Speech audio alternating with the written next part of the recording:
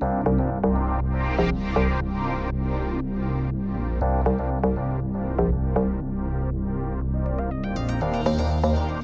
bien, volvemos de la pausa y seguimos aquí en Arroyito Informa, segunda edición. Y como sana costumbre, esto ya es un clásico para el cierre de jornada. Qué mejor que recibir en nuestros estudios a una entrevistada o entrevistado que hace referencia, sin lugar a dudas, a una temática que es parte de nuestra cotidianeidad, de nuestra vida, de nuestro presente. Bueno, hoy nos vamos a sumergir en el mundo notarial. Vamos a estar en diálogo en unos minutos nada más y nada menos que con una escribana de nuestra ciudad. Y vamos a hacer referencia a un tema que muchas veces consideramos estar bien informados y no es tanto así, ¿no? Tiene que ver con esto, con llegar a ciertas circunstancias de la vida donde uno por allí se percata de cuán ignorante es en muchos ámbitos. Vamos a hablar de los testamentos, hablar también de todo lo que tiene que ver con este mundo, con los herederos forzosos. Ella va a estar haciendo alusión a estas categorías. ¿Qué es un heredero forzoso? ¿Quién puede realizar un testamento? Todos los detalles, como bien decíamos, en esto que hace a la actualidad notarial en nuestro país, aquí en nuestra ciudad y también en nuestra provincia. Por eso ya le damos la bienvenida a la escribana Florencia Casco Cortés. Buenas noches. Hola. Florencia, un gusto tenerte. Buenas noches, gracias. Bienvenida. Y bueno, gracias. Bueno, ahí en mi introducción más o menos queríamos ponernos a tema, ¿no? A los televidentes, y tiene que ver con este tema, los testamentos. Muchas veces esta palabra de novelas que uno dice testamento. Bueno, contanos de qué se trata cuando pensamos en testamento y si pudiéramos desmenuzar todo este mundo, ¿qué podríamos decir al respecto? Bueno, un testamento es un acto, es un documento, un instrumento que puede dejar cualquier persona que contiene sus disposiciones de última voluntad. ¿Qué sería disposiciones de última voluntad? Son todas aquellas cuestiones fundamentalmente qué quiere que la persona suceda con sus bienes para cuando ya no está. Aunque puede contener otras cuestiones extrapatrimoniales, como por ejemplo, qué quiero que hagan con mis restos también cuando yo ya no esté. Y bueno, hoy en día uno a veces piensa que la muerte va a llegar mucho más tarde, pero también con la cuestión del COVID como que a veces se nos adelantó y puede tocarla cualquiera, entonces es un tema que hoy puede estar más fresco, digamos, el hecho de querer dejar un testamento para dejar todas mis cosas a futuro ordenadas. Bien. Esto me desprende en una pregunta, Flor, que como vos bien estás explicando, quiere decir que no hay un mínimo de edad requerido para poder elaborarlo. Es decir, cuando uno ya tiene sus objetivos en la vida bien resueltos, puede realizarlo. Bien, puede dejar un testamento, no es obligación dejarlo, puede hacerlo cualquier persona siempre que sea mayor de edad y tenga capacidad, ¿sí? Tenga capacidad intelectual, uso de sus facultades mentales. Mientras yo tenga esas dos cuestiones, puedo hacerlo sin importar cuál sea mi estado civil o mi situación familiar. Después eso puede determinar un poco el alcance al que puede llegar el testamento o las disposiciones del mismo, pero mientras yo tenga capacidad y mientras sea mayor de edad y si tengo bienes, puedo dejar un testamento con todas estas disposiciones. Y como se llama disposiciones de última voluntad, por más de que yo haya hecho uno hoy, si dentro de un año yo cambio de parecer y quiero modificarlo, siempre y cuando yo tenga uso de mis facultades mentales, puedo otorgar uno nuevo que reemplace el anterior, hasta el final de mis días, digamos. Bien, bien. Contanos un poquito como para poder inmiscuirnos en los detalles. Cuando se piensa en este testamento, también las nuevas disposiciones que entraron en vigencia desde 2016, como vos bien me comentabas, a partir de estas modificaciones del Código Civil, hubo algunos cambios. Y pensemos ante, bueno, la desaparición física de una persona, hay herederos. ¿Quiénes son los herederos? ¿Cómo es la línea ahora cuando uno deja su patrimonio? ¿Cómo es la distribución entre esos herederos que se presentan? Bien, en primer lugar, cuando uno cuando fallece, se tiene que iniciar un pequeño procedimiento judicial que se llama declaratoria de herederos. Es un pequeño procedimiento judicial que termina con una sentencia del juez que dice que al fallecimiento de determinada persona son sus únicos herederos, tal, tal y tal. Bien. Esas personas que hayan sido determinadas como los herederos por el juez son quienes tienen derecho a quedarse con los bienes de la persona que falleció. Ya sea que la persona haya dejado un testamento o no lo haya hecho. Para los casos en que la persona no dejó un testamento, la ley prevé una solución y una orden que se debe respetar, Para el caso en que haya dejado un testamento, se combinan las disposiciones de la ley con las disposiciones de ese testamento. Okay. Cuando te decía que había límites según mi estado civil o según la situación familiar, ¿qué quiere decir? Es hasta dónde pueden llegar las disposiciones de ese testamento según las categorías de herederos que una persona puede tener o no. En primer lugar, hay que distinguir dos grandes grupos de herederos, los comunes y corrientes y los forzosos. Bien. Los herederos forzosos serían, si una persona tiene hijos o nietos, digamos, la rama de los descendientes. También puede pasar que la persona fallezca antes que sus propios ascendientes. Entonces, si los ascendientes vivos, si hay ascendientes vivos, estos también entran en categoría de forzosos. Pero si hay descendientes, ya los ascendientes quedan desplazados por los descendientes. Y siempre, ya sean los ascendientes o los descendientes, van en forma conjunta a ser declarados herederos forzosos de una persona con el cónyuge, si es que la persona que fallece estuvo casada, ¿sí? Bien. Acá es importante tener en cuenta que los convivientes no tienen los mismos derechos hereditarios que los cónyuges, ¿sí? Solamente heredan quienes se hayan casado, digamos, el cónyuge que sobrevive al otro si estuviesen casados. Esta categoría se llaman herederos forzosos. Si yo quiero que ellos hereden y me satisfacen las disposiciones de la ley, no hace falta que deje un testamento. Pero ¿qué pasa si yo no tengo herederos forzosos y no deje un testamento? Heredan mis colaterales hasta el 4º grado. Esto sería, por ejemplo, mis hermanos o mis sobrinos.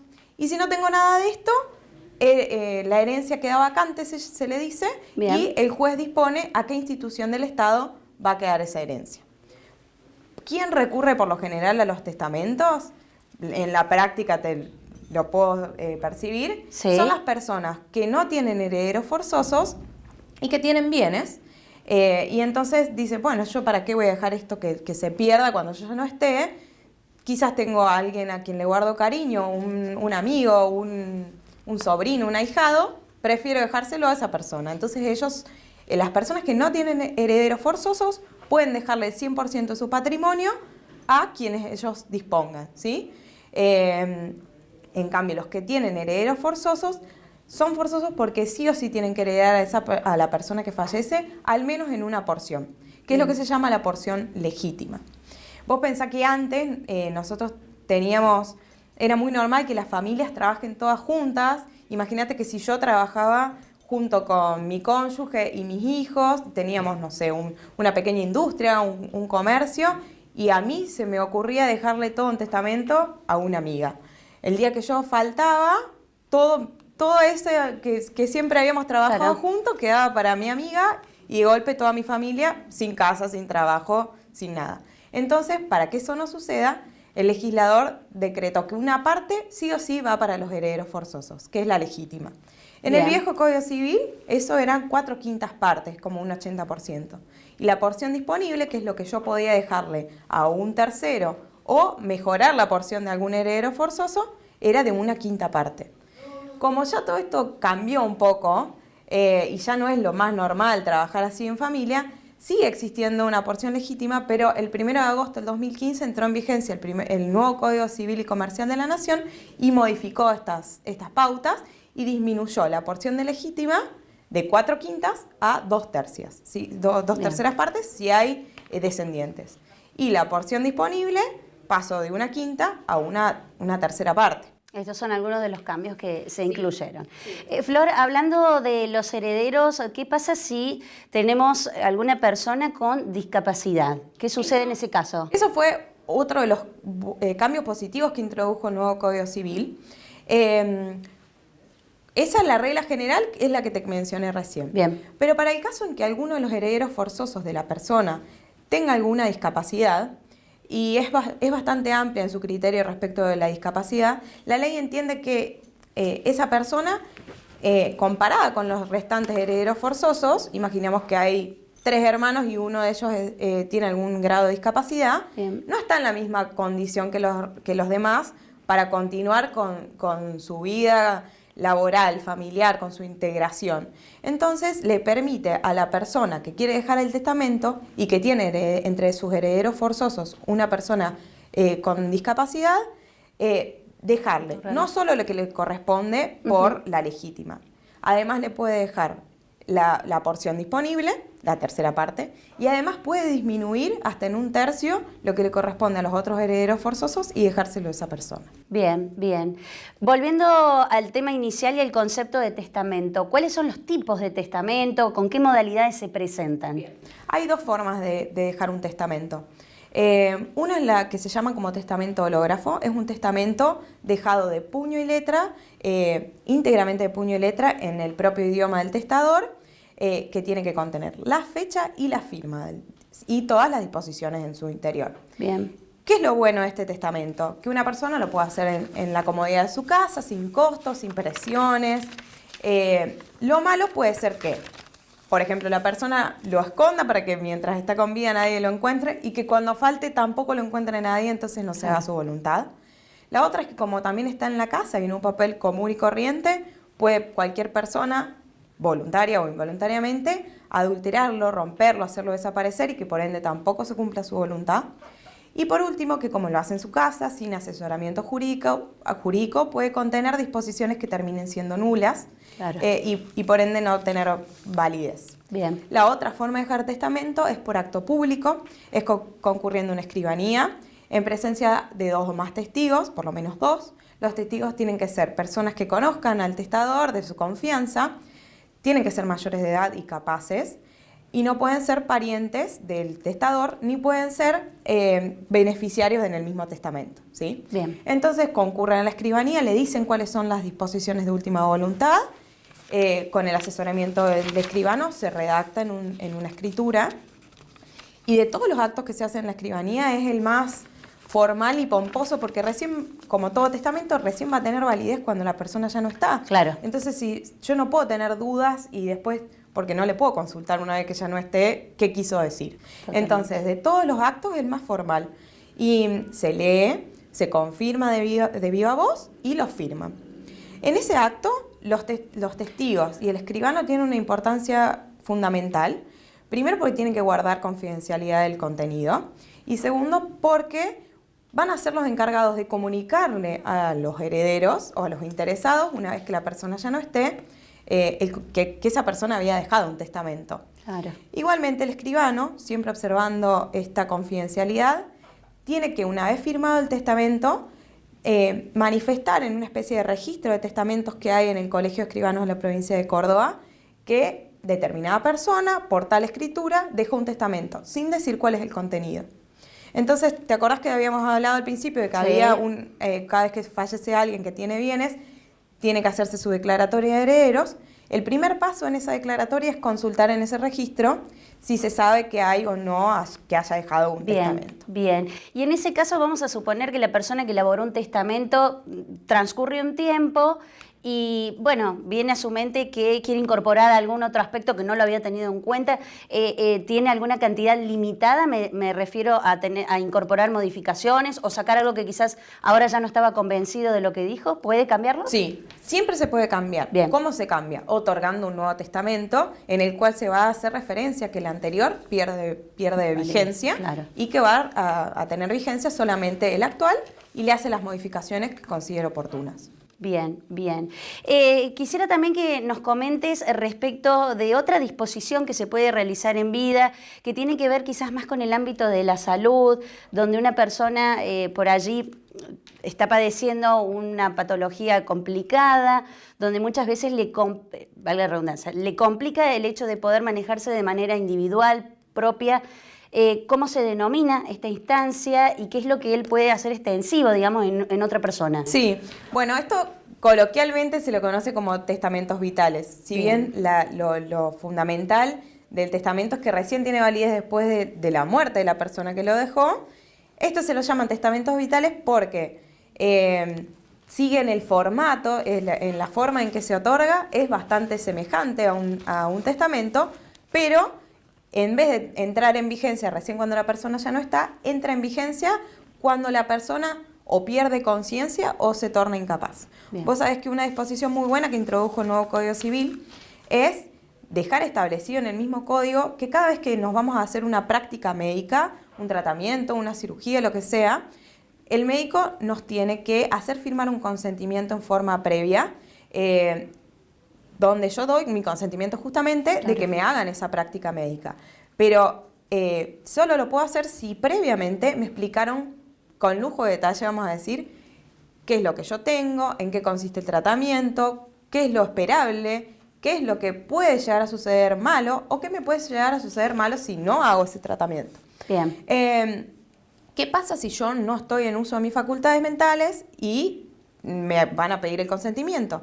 Por ejemplo, si yo quedé inconsciente, se lo van a pedir en primer lugar a mi cónyuge o a algún pariente cercano, algún familiar, para que después de haberle informado a ellos firmen ese consentimiento. Estos testamentos vitales, que en realidad son disposiciones médicas anticipadas o medidas de autoprotección, se las llama, vendría a ser lo mismo que un testamento, nada más que yo digo, bueno, si yo llego a quedar incapacitado o llego a estar inconsciente, quiero que determinada persona, que me conoce mucho y sabe qué prácticas sí, qué prácticas no yo querría, tome la decisión por mí y firme este consentimiento anticipado por mí. Bien. También puedo dejar anticipadamente que tal tratamiento yo no quiero que me lo hagan. Desde ya estos testamentos vitales no pueden contener prácticas eutanásicas. Claro, ¿sí? claro. Y también otra cosa que yo puedo introducir en esta especie de testamentos, vos sabés que cuando hay menores de edad, sus representantes legales son sus padres. Cuando hay mayores de edad que son incapaces, se les designa un curador, ¿sí? Que es como lo mismo que los padres con los menores, bueno, pero con los mayores incapaces. Esto es con un procedimiento judicial donde el juez determina que quizás un familiar es el más apto para representar a ese incapaz.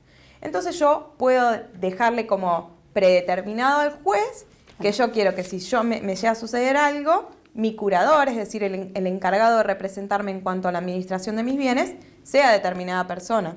Vos sabés que hoy en día es muy popular este tema porque la cantante estadounidense Britney Spears estaba con una situación de incapacidad y el juez por muchísimos años le designó como su curador, si bien no son otras reglas pero en Estados Unidos, pero es semejante. Le designó como curador a su padre, que ella estaba totalmente opuesta a eso. Entonces, en este caso, si yo puedo elegir a la persona que me parezca más idónea para llevar a cabo esa curatela.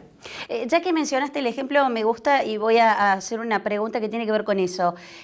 ¿Cuándo en nuestra ley argentina, hasta cuándo la ley determina que ese curador tiene que representar o decidir por esa persona? ¿Hay un límite en cuanto a edad, según la práctica médica que esté llevando adelante? ¿Cómo se determina? No, eso está, digamos, respecto a puede ser que el curador y la persona que da el consentimiento para las prácticas médicas no sea la misma persona si yo la dejo establecido en este testamento vital. Bien. A lo mejor, no sé que mi hermana conoce más de qué me gustaría, pero no es tan hábil para los negocios, entonces quisiera que mi curador sea otra persona. La curatela, siempre y cuando esté bien ejercida, es como por tiempo indefinido, ¿sí? Es importante saber que se le designan representantes legales a los incapaces, sean menores o sean mayores con incapacidad intelectual, para su propia protección. Entonces, eso siempre puede estar bajo revisión y siempre y cuando esté bien ejercido, se rinde cuentas y todo, puede subsistir en el cargo esa persona. Flor, ha sido muy educativa la conversación con vos y como decíamos en la introducción, de un tema donde muchas veces estamos convencidos de que tenemos información, de que estamos al tanto y después cuando nos topamos con la realidad vemos que la situación no es tan así. Como para ir cerrando, me gustaría, dada tu trayectoria como profesional, allí en tu escribanía, una escribanía también que comenzó con los pasos de tu mamá, ¿cuál es la percepción que vos tenés de la comunidad, de la gente que se acerca en cuanto a conocimiento de todas estas pautas que bien nos explicabas? ¿Estamos informados? Por el contrario, realmente nos llevamos esta sorpresa de que hay muchos aspectos que no teníamos en cuenta. Y también tiene que ver con lo que vos recién mencionabas, la incorporación de estos cambios del nuevo Código Civil. ¿Cómo lo ves? Mira, sinceramente la gente llega y no tiene mucho conocimiento. Por ahí cree que hay cuestiones que las maneja y en realidad no tiene tanto conocimiento en profundidad. Bien. Los cambios del Código Civil fueron muy buenos, pero quizás no están tan extendidos. Y entonces la gente llega, se interesa y a veces da un poco de tabú hablar del tema de la muerte de uno mismo, claro. Pero hay mucha gente que se preocupa por dejar todo más o menos en regla y en orden para cuando ya no esté, más teniendo en cuenta que quizás si hay muchos bienes puede pensar que después sus hijos terminen discutiendo por eso. Claro. Entonces hay mucha gente que recurre a esto y ya un poco se van despojando de esos tabús y van recurriendo a estos instrumentos que la ley con muy buena voluntad nos pone a disposición. Nos proporciona, totalmente. Y como vos decías, ¿no? Y pensando también ante la falta de uno, que no se generen estas discusiones familiares muchas veces innecesarias. Sí, así que siempre está bueno, ya sea, no necesariamente ir a una escribanía, a lo mejor tiene uno un abogado de confianza que le puede ir haciendo una consulta y después termina en un testamento notarial, que desde ya, no es por alardear, pero es lo más conveniente. Tal porque si haciéndolo por testamento sabemos que no va a desaparecer, que no se va a adulterar, que el escribano lo va a notificar en el registro, entonces que va a tener asesoramiento jurídico y no va a contener disposiciones nulas. Dejar todo ordenado, todo bien resuelto. Y si no, al menos una consulta, Totalmente. Te puede despojar dudas, si después no lo querés hacer, no hay ningún inconveniente. Bueno, Flor, ha sido muy educativa esta entrevista. Muchas gracias por haber venido, un placer tenerte y por supuesto, ya comprometiéndote para que regreses en otro momento. Seguro que hay miles de temas para compartir como este, que son parte de la cotidianeidad que está bueno que los compartamos. Sí, con mucho gusto. Bueno, gracias por venir. Una vez más. Gracias. Bien, de esta manera nosotros cerramos aquí la entrevista en esta segunda edición. No se vayan, vamos a ir a una pausa y tras volver vamos a continuar con toda la información aquí. Ya volvemos.